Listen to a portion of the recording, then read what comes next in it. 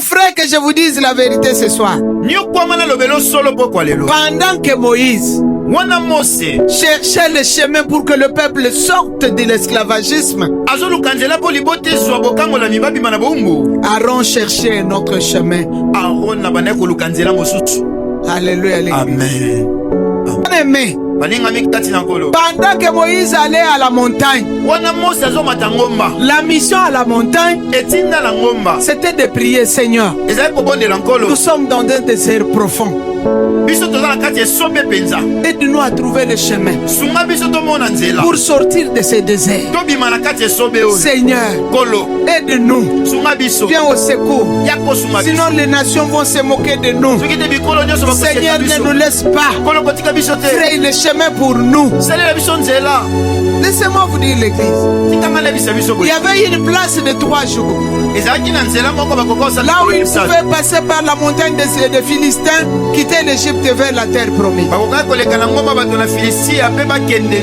Mais Dieu leur a dit n'allez pas par là. Passez par le désert de Sinaï. Le désert de Sinaï est ainsi vaste, plein du sable. Les sables avec un volume excessif. Comment ils vont marcher? C'était d'abord une mission très difficile, une mission très compliquée. Mais voilà la personne que Dieu a associée à la mission. Il rend encore la mission très compliquée et difficile même. Pendant que Moïse monte pour aller chercher le chemin, lui il reste faire le vaudou pour bloquer tout. Regarde ton voisin. Dis-lui, tu m'aides à trouver le chemin où tu me bloques.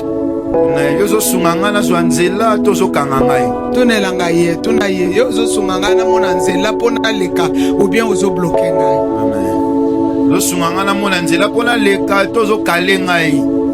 Le problème qui était là, les manteaux de la délivrance que Moïse cherchait à la montagne, parce qu'il faut qu'il soit délivré du désert, délivré de l'esclavagisme, délivré de la dureté du désert, délivré de la marche difficile. Mais au lieu d'avoir le manteau de la délivrance pour trouver la sortie, ils ont eu le manteau de la malédiction qui est la mort de 3000 hommes le même jour.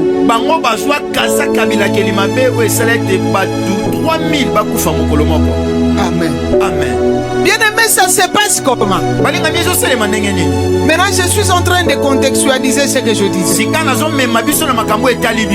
Pendant que toi tu cherches Dieu, mais malheureusement tu le cherches superficiellement. Il faut que tu quittes la foi superficielle, que tu entres dans la foi profonde, que tu t'engages dans le combat. Préfère la nuit, tu as l'argent, le matin tu n'as rien. Tu es esclave. L'argent ne touche pas la nuit.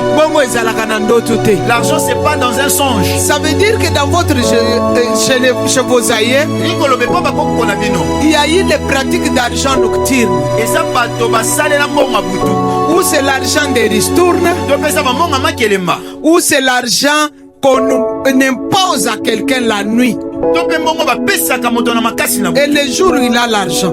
Je prends le premier exemple. Si on lui a imposé l'argent par la famille, que celui-ci doit être notre référence. J'ai dit que cela ne doit pas être ton partage. Je refuse que tu sois esclave. Je refuse l'esclavage pour toi. Je te refuse dans l'esclavage. La divorce, il y a stérilité, il y a condamnation, il y a échec, il y a